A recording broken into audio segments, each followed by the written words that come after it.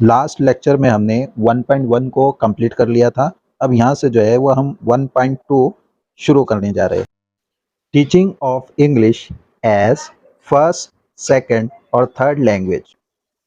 मतलब ये कि इंग्लिश फर्स्ट लैंग्वेज के तौर पर, पहली ज़बान के तौर पर पढ़ाना, दूसरी ज़बान के तौर पर पढ़ाना या तीसरी ज़बान के तौर पर पढ़ाना।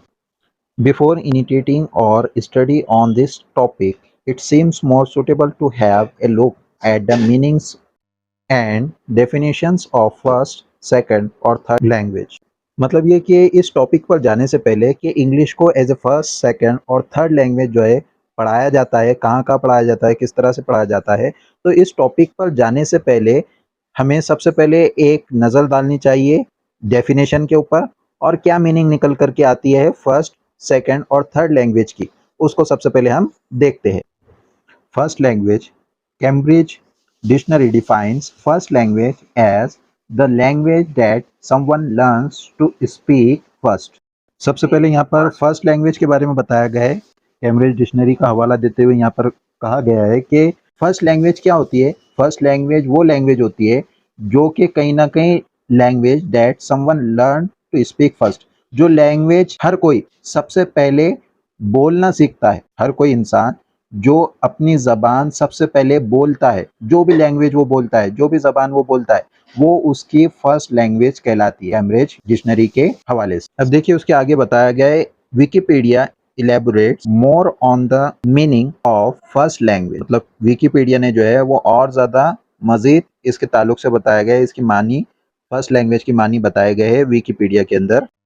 According to Wikipedia, a first language, also native language, father tongue, mother tongue, arterial language or L1 is a language that a person has been exposed to from birth or within the critical period. अब देखिए यहाँ पर जो है Wikipedia के हिसाब से आपको बताया गया है कि फर्स्ट लैंग्वेज क्या होती है। फर्स्ट लैंग्वेज वो लैंग्वेज होती है जो कि कहीं ना कहीं आपकी नेटिव लैंग्वेज हो सकती है। नेटिव लैंग्वेज मतलब इलाकाई ज़बान जो होती है, ठीक है, इलाके की ज़बान, या फिर आपकी फादर टंग हो सकती है, ऐसी ज़बान जो कि आप अपने वालिद साहब से सीखे वो ज़बान, या फिर ऐसी ज़बान जो आपकी मदर टंग हो, आपकी जो मादरी ज़बान हो, जो आपने आपकी वालिदा से सीखी है, ठीक है। तो ऐसी लैंग्वेज जो है वो हो सकती है। और उसके आगे मज़ीद इसको बयान करते हुए कहा गया है कि ऐसी लैंग्वेज जो कि कहीं ना कहीं बच्चा अपने पैदाइश के बाद से जो लैंग्वेज कहीं ना कहीं सुनता है, समझता है और उसी को जो है वो बोलना शुरू करता है, वो उसकी फर्स्ट लैंग्वेज होती है। अब देखिए इसी के नीचे आपको एक बॉक्स दिया हुआ है जिसके अंदर डेफिनेशंस है, definitions of FL and TL. FL means foreign language and TL means target language. Definition of foreign language (FL) is second or third or fourth language learned in a context where the language is not widely used in the speech community.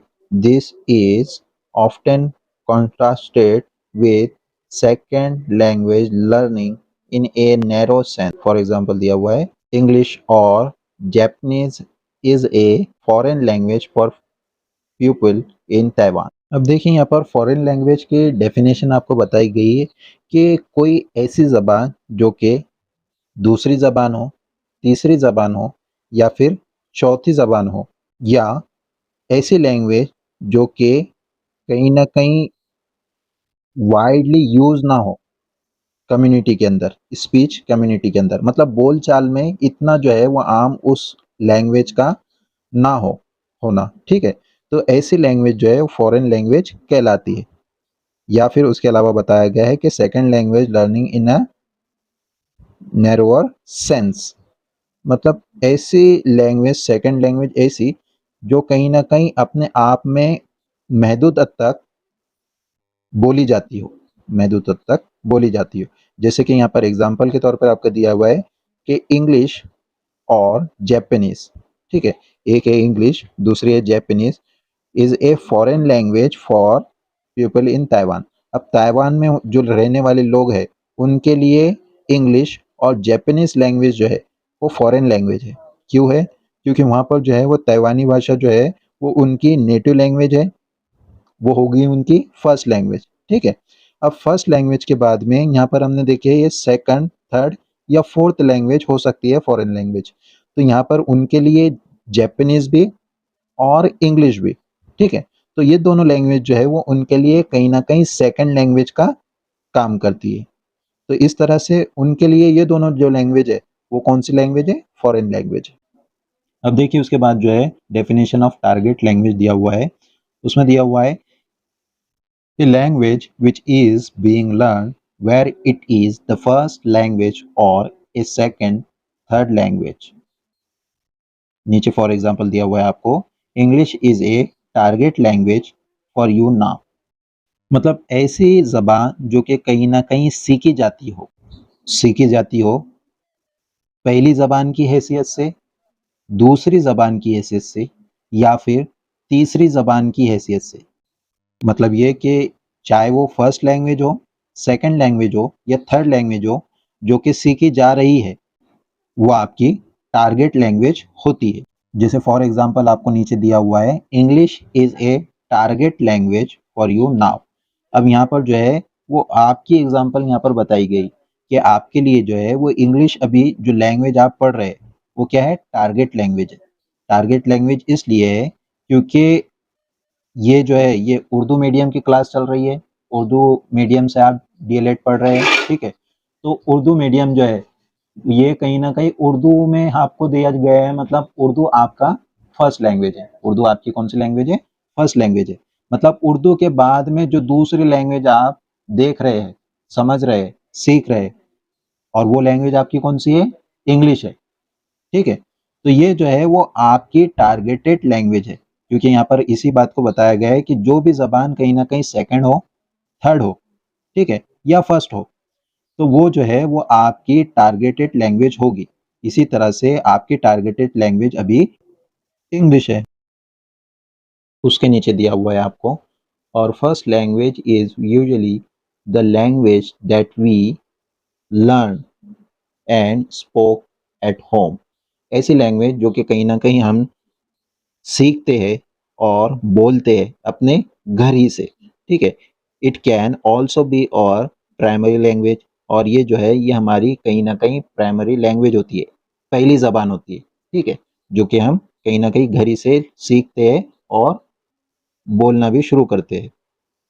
और primary language is the language that we speak every day in most situations, homework, school, etc। और ये जो है यहाँ पर बताया गया है कि हमारी जो प्राइमरी लैंग्वेज होती है वो लैंग्वेज होती है जो कि कहीं ना कहीं हम हर रोज़ बोलते हैं, हर सिचुएशन में कहीं ना कहीं हम जो है वो उसका इस्तेमाल करते हैं, चाहे वो होमवर्क हो या फिर स्कूल वगैरह का कोई काम हो, ठीक है।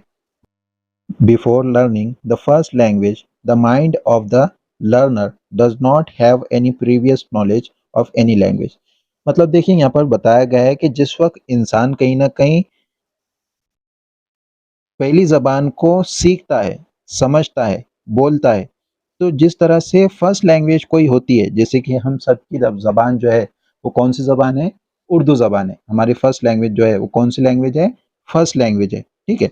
तो फर्स्ट लैंग्वेज जब भी कोई सीखता है, समझता है, बोलता है, तो यहाँ पर जो है वो उसी चीज़ को बताया गया है कि फर्स्ट लैंग्वेज को सीखने के लिए कोई भी प्रीवियस नॉलेज नहीं होता लर्नर के पास।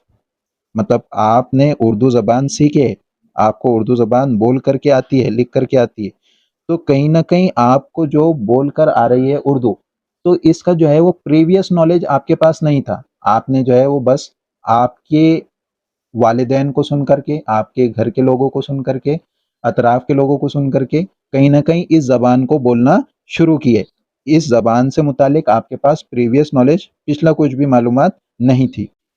The basic aim of learning the first language is to make a successful first time communication।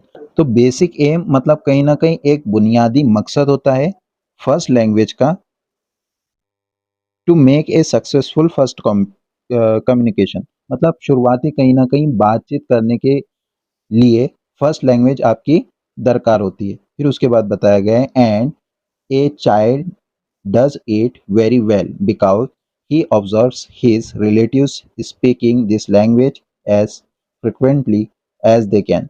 और ये जो है वो बच्चे के लिए कहीं ना कहीं आसान हो जाता है। क्यों आसान हो जाता है और वो क्यों ये सारी चीज़ें कर पाता है? क्योंकि वो जो है वो आपको देखता है, समझता है, रिश्तेदारों को समझता है, रिश्तेदारों को बोलते हुए देखता है और जिस तरह से वो बोलते हुए देखता है, समझता है, तो उसी को जो है वो कहीं न कहीं जुमलों में इस्तेमाल करता है, एक तरह से नकल करता है और उसी को दोबारा से दोहराने की कोशिश करता है। This maximum exposure of native language or mother tongue makes the learning of this language speedy for the child. तो इन तमाम चीज़ों को देखकर कहीं न कहीं नेटिव लैंग्वेज जो होती है उसकी या उसकी जो मदर टंग होती है बच्चे की, तो वो जो है वो उसमें धीरे-धीरे महारत हासिल करता चला जाता है और कहीं न कहीं उसको स्पीड से बोलना भी वो सीख लेता है। We learn to speak Urdu as our mother tongue. अब देखिए यहाँ जो है we learn to speak Urdu, हमने जो है वो उर्दू सीखी है। क्यों सीखी है? एज और मदर टंग, क्योंकि ये जो है वो हमारी मादरी ज़बान है। हमारे वालिदैन को हमने सुन करके कहीं न कहीं इस ज़बान को सीखा है। Therefore, Urdu is our first language because it is the language which is spoken by our family members and the people around us।